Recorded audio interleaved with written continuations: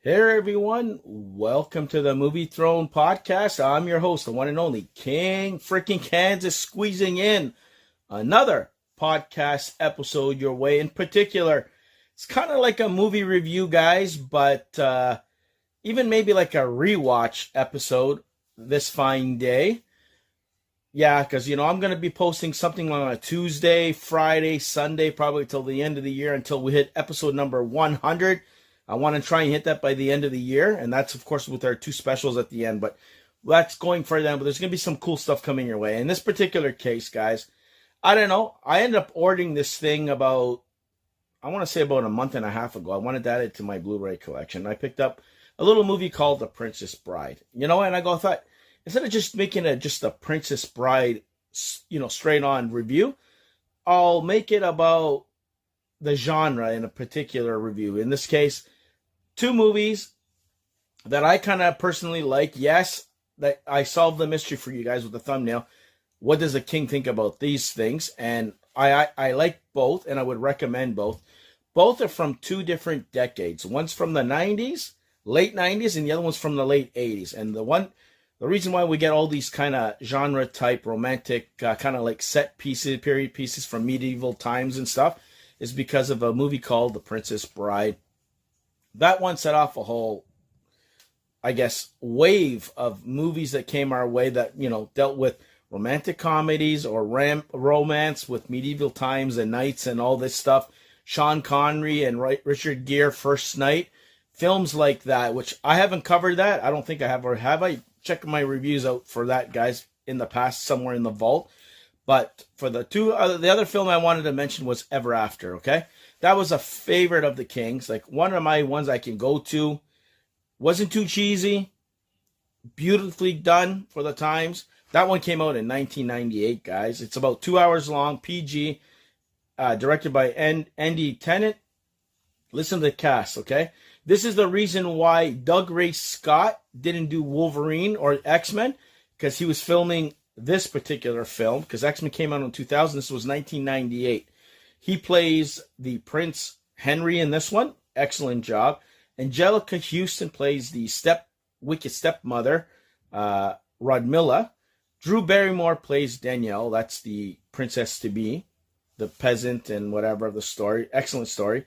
Patrick Godfrey plays Leonardo. Yes, the artist, which is kind of cool how they did that twist. Makes her wings. If you've seen the movie, you know exactly what I'm talking about. Megan Dodds plays Margarita, her stepsister, Rodmilla's daughter. Melanie Linsky plays Jacqueline. She's kind of like the stupider, whatever you want to call her. That's what her own mother calls her that in the thing, like fat pig or something. You see it. It's disgusting, but everything works out at the end. Let's just say that. She's from Two and a Half Men. She's the crazy neighbor. So I'll leave it at that. Who goes after Charlie. You have Timothy West, who plays King Francis. Judy Parfitt, who plays Queen Mary. Jerome Krabby, he plays Auguste. You got Lee Ingleby, who plays Gustave, which is funny. Kate Lansbury plays, I don't mean the one from whatever. She plays Parlette. And Toby Jones plays Royal Page. She's the guy who goes around and kind of announces stuff. You know him as Zola from the MCU films, guys. Brief synopsis for this damn thing, this movie. The Brothers Grimm arrive at the home of a wealthy grand dame who speaks of the many legends surrounding the fable, the Cinderella. But this is based on the true telling of it, and it's a story of her ancestor. So this is how you got all the original stories of Cinderella and all that stuff we got, was because of this. So this is kind of like the original story that kind of spinned off all these other ones that we all know today. And guys, it's heartbreaking. It's one of those movies, I'm not going to do a complete review, that you got this young little girl, her mother had passed away, she meets the stepmother, her father goes away, but then he ends up dying, comes back, he ends up going again, and he's kind of like heartbroken a little bit. He has a heart attack. And of course, the stepmother comes in with her daughters, takes over, throws all his stuff out, and treats her like crap, like we all know the story of Cinderella. She comes across the prince who doesn't know who she is, or he knows he is, And then she kind of course, eventually falls for him. Where's the glass slipper? There, yeah, there's a glass slipper here near the end. Doesn't recognize her because of who she is and all this stuff. It's a well-written story, and it's not as cheesy as you guys think it is, but I'm not going to do it any justice by kind of like blurting out whatever. I did do an actual review. Go check out the review on our YouTube channel for it. Like it. I can watch this movie over and over, and I was a big fan of Drew Barrymore too growing up. E.T., and I can go on and on. Never Been Kissed, and I can go on. Okay? So deal with it, but that was that. The Princess Bride, however, on the other hand, 1987. It's about an hour and 38 minutes. It's directed by Rob Reiner. Yes, Rob Reiner. I forgot about that. Okay? It stars Carrie Elwes as Wesley. You got Mandy Patinkin plays Inigo Montoya. I think he's from Homefront, if I'm not mistaken. You got Chris Sarandon. He plays the prince. You got Christopher Guest plays a count. You got Andre the Giant. Yes, if you're a wrestling fan, Andre the Giant, he plays Physic. He's a giant in the damn thing. You got Fred Savage, who plays the grandson when he was a little kid, like small, like that's how it is. You got Peter Falk, who plays the grandfather who reads them the damn story. Robin Wright, yes, Wonder Woman's aunt, for all you guys who know her from the DCEU, and she's a great actress. Forrest Gump, I can go on and on. Amazing actress. She plays Princess Buttercup. I almost said Prince. Billy Crystal plays Miracle Max. He's like this mad scientist that kind of helps out the situation later on. But for the most part, synopsis of this one, bedridden boy's grandfather reads him a story of a farm boy turned pirate who encounters numerous obstacles, enemies, and allies in his great journey or quest to be reunited with the true love of his life that he kind of, after 5 years or something like that, you know? Robin Wright plays the princess. She's the rich one. Wesley is the poor farm boy. He wants to find his own way. He goes, don't go, whatever. You might get hurt. You might get killed. Pirates might do something to you. You're not going to come back. That's exactly what happens, guys. And she's forced to stay behind. She's heartbroken. There's a prince who wants to marry her because she's entitled to, because he owns the land or whatever the hell it is. And then there's an encounter that 5 years later, she gets kidnapped by these three yahoos, Andre the Giant's crew, I'm going to say that, on a pirate ship or another boat. They get followed by this other guy who looks like Zorro. That's who he looks like. I'm going to tell you right now. Wesley. But we don't know it's Wesley. Nobody knows. So he goes there. He does the whole sword fighting, swashbuckling, stuff like that. I honestly, God, guys, after watching this, I haven't seen this in about, I want to say, 30 plus years, man. I was a kid when I saw this. So I kind of pretty much forgot a little bit more than half the movie. But I enjoyed it. Anyways, so they get into trouble. The prince finds out that she's going to marry him. If not, whatever, she doesn't want to marry him because she's still in love with this guy, and she does torturing him. He becomes numb. He can't use his arms and whatever the hell. And then at the end, he does. I'll just say that. I'm not going to spoil too much. I'm leaving a lot out that goes on. There's a forest with this big, huge rat. I'm just going to say that.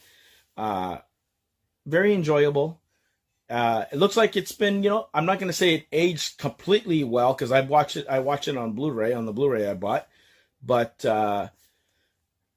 like maybe from 10 years ago, it feels like it's aged, but not to the point that you're like, oh God, I can't watch this. This looks like a movie that it's so cheesy. No, it still looks okay today. The scenery, you could tell.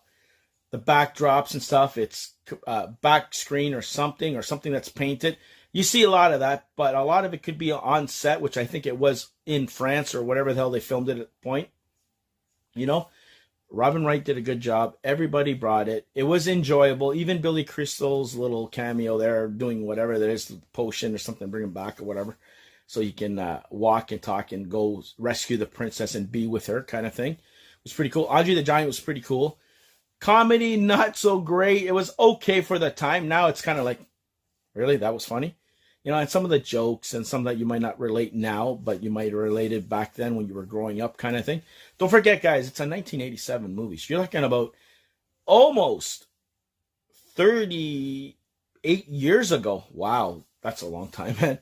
But for a movie that old, it aged pretty decently. It's still okay. It's still watchable in my personal opinion, but that's pretty much why we have all these new movies like, what do you call it?